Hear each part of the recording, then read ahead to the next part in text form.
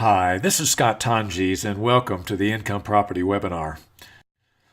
If you've ever considered getting into real estate, or if you already have something going, stop. You're likely headed in a bad direction. Maybe you've been dazzled or tempted by TV fixer shows or get-rich-in-real-estate gurus. Your reality, however, may look a lot more like this, with no time, hectic schedule, and not enough money to start or risk. So let's erase all the guru stuff and fixer house temptations and take a fresh look at this.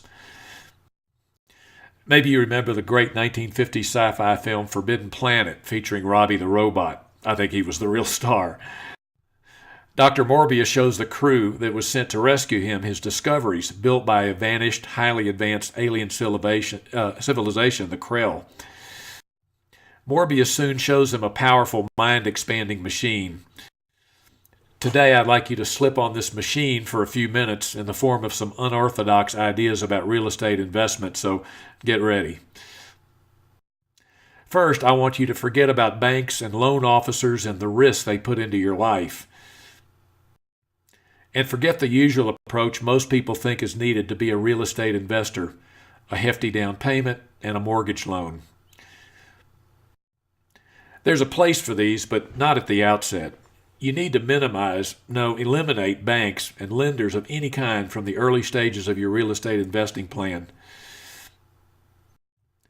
And of course, let me dispel any idea that you're going to be shown anything slick or underhanded. This is not how to do anything. Today, I'm going to show you how to play real-life Monopoly, starting from zero. But in the game, you get some starting money, $1,500 in Monopoly money.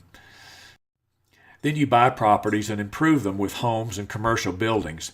It's here that you charge greater rents, and rents are passive income. Keep that in mind.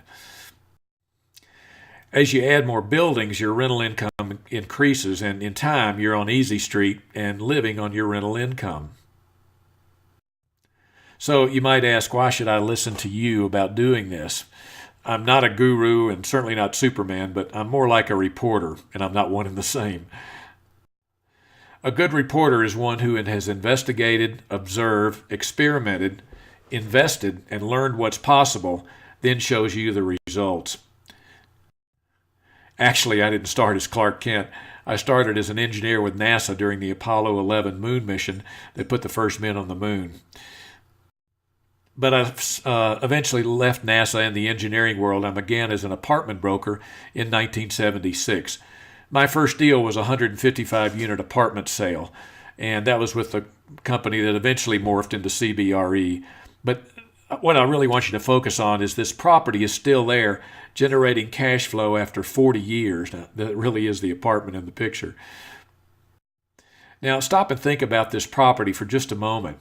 If it averaged over these years $800 a month average rent for 155 units over 41 years, and a 92% average occupancy, that property has generated gross revenue of over $46 million. And this is passive income. So remember that. Now, someone owns these buildings. So the question you might ask is, how do you get there? So I'll be your guide on how you can start from scratch and make money in real estate wisely. Then, if you wish, become an income property owner. My strange career path led me to see a big picture that very few people understand. I call it my career attention deficit disorder. About every 6 years, I got bored and just had to learn about another specialty of real estate. I wanted to know what was over the next hill. So in 1976, I started an apartment brokerage. Then later, I did other income property brokerage one at a time. Shopping centers, then office buildings, and specialty buildings like medical buildings were added. Then later I did an office building development, about $3.2 million then. It'd be about double that today. But then the oil market crashed and I was forced to look for a new source of income in the real estate business. So I built a property management firm over a 5-year period, went from 2 people to 100, and eventually we managed 1,842 apartments, about 550,000 square feet of all kinds of commercial space, and this was scattered in about 5 cities. Then later, as I wound out of the property management business, I got into other income property brokerage, in which I got into industrial, warehouse, and then hotels and motels. So over the bulk of my career, I wound up doing everything with every property type. It wasn't until 2002 that I started my own house investments. Then I built a residential brokerage, and then I started doing commercial investments with something I detected, and I'll tell you about that in a moment. And I even learned to do distance investing because eventually my wife and I chose to live in a very small town with few opportunities. Today I do personal investing, I create educational material and course development, I do consulting, and Bird Dog Ventures, which I do with some of my students. So I've been involved in transactions nationwide, from homes to apartments to hotels, office buildings, shopping centers, warehouses, and I've done deals from $100,000 to being involved in this $225 million trophy mall near Washington, D.C. It's called Georgetown Park. I authored 3 books. They're on Amazon.com, and later I did a home study course, and more about this later.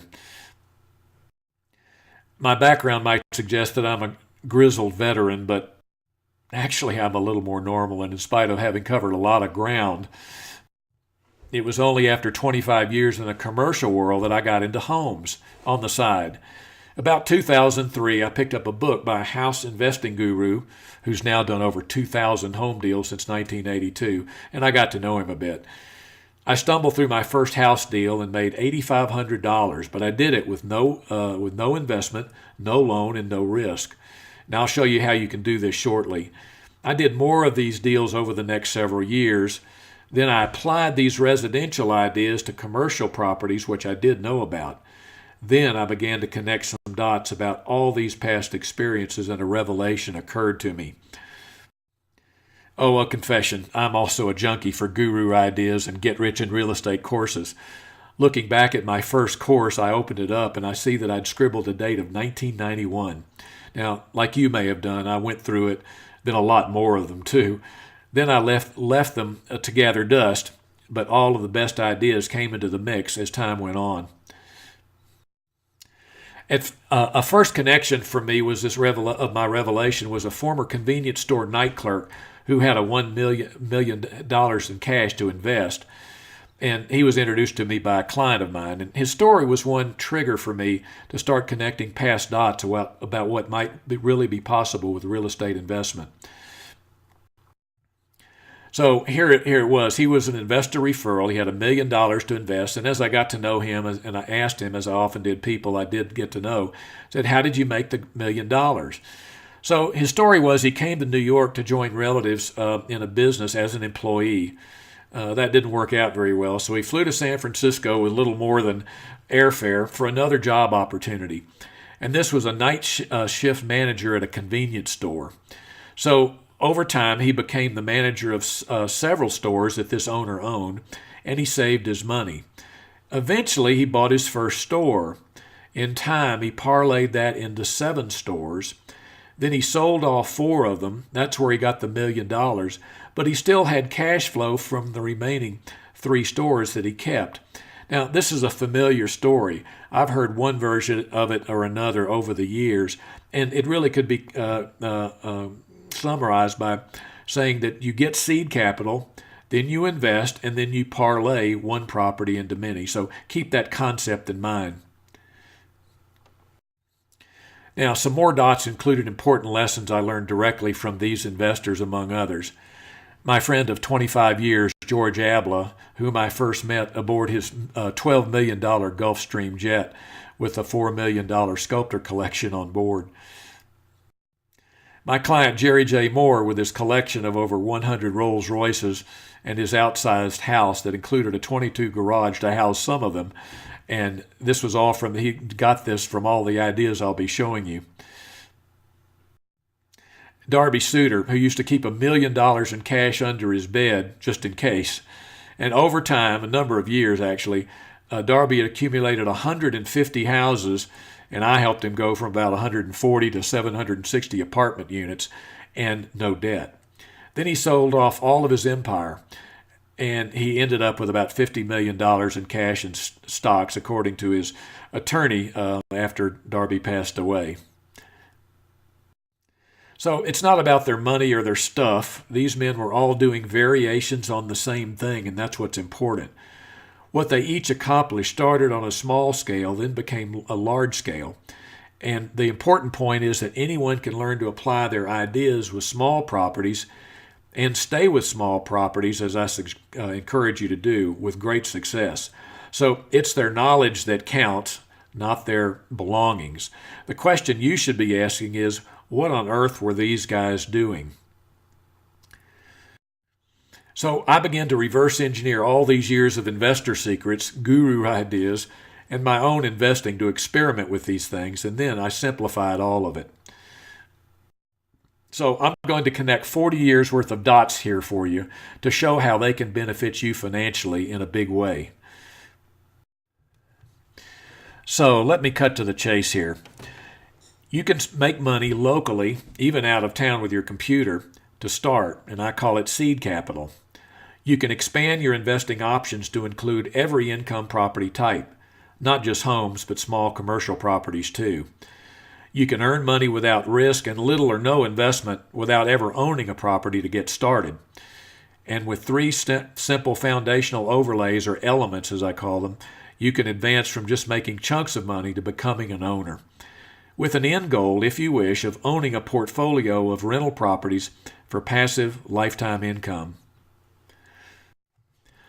So there are 3 steps to becoming a successful real estate investor, and I call it the plan, or typically the cash cow investing plan. Step 1 is to earn seed capital.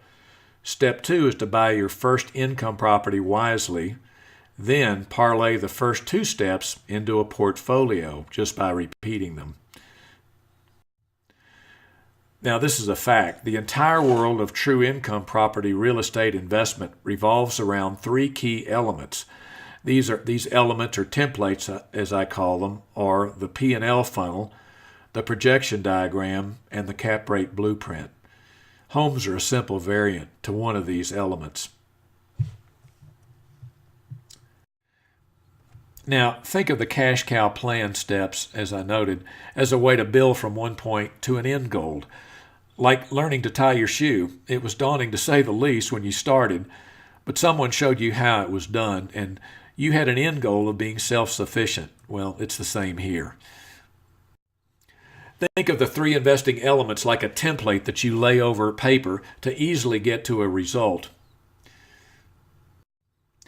Or like using night vision goggles, these elements let you see what others cannot. Here it is. The world of investment real estate can be distilled and applied from these 2 lists. Number 1, the P&L funnel, the projection diagram, and the cap rate blueprint. And by the way, this is all 4th grade math. And how to apply these ideas is to earn seed capital, buy a first income property wisely, then parlay the first 2 steps into a portfolio of properties.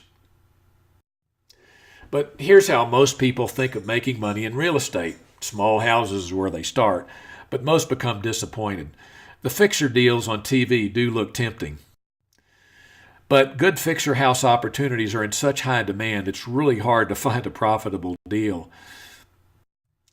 Part-time investors really can't compete with professional flippers who might make 25 offers a week on different properties just to find 1 or 2 deals that match a very special formula. Before I knew the secret formula house flippers use, my wife and I bought a fixer second home. This is really it. It was a bit sun-bleached and beat up, but basically it was a sound place. So we did quite a renovation, and I pray that nobody ever looks up under that roof extension I built over the porch, because I have no carpentry skills at all. Here's the more before and after pictures. There's the master bedroom on the left as we found it, and that's it on the right as we redid it. Here's looking from the inside out to the hot tub. Now, my wife built the patio deck by herself out back. She's a lot more handy with a hammer than I ever have been. So, except for the roof replacement and central air installation, we pretty much did the fix-up ourselves. In summary, this was a bank foreclosure. We spent $25,000 for a major fix-up, a ton of time and effort. And this was a second home a long way from our home base, actually 200 miles away. So it was a lot of weekends of effort. And we sold it about 2 years later. And the payoff, a stinking $5,000 profit. Not 15, not 40,000, only $5,000. Well, I was the idiot. My wife says as we leave the closing table, and you're supposed to be Mr. Real Estate? More like Mortimer Snerd. It was years later I discovered the secret formula. It's the projection diagram number 2 in the list that would have netted us about $35,000 profit. Well, we did enjoy the place for a couple of years. By the way, most don't understand that homes make for poor long-term income properties as the rents are too low for the price you have to pay for the house.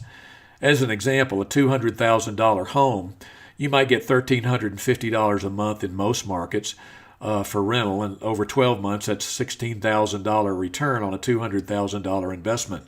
That's 8% per year. But you've also got to pay taxes and insurance and upkeep and deal with move-ins and move-outs and the costs they incur. So that 8% on paper may become zero, or for many people, actually a loss. And most often, rent increases usually can't keep up with the value inflation that you're hoping for if that occurs. So let's focus on the first step of the 3 in the cash cow plan that baffles most folks in real estate. That's earning seed capital. So join me at video 2 and we'll continue the process here and I'll show you more.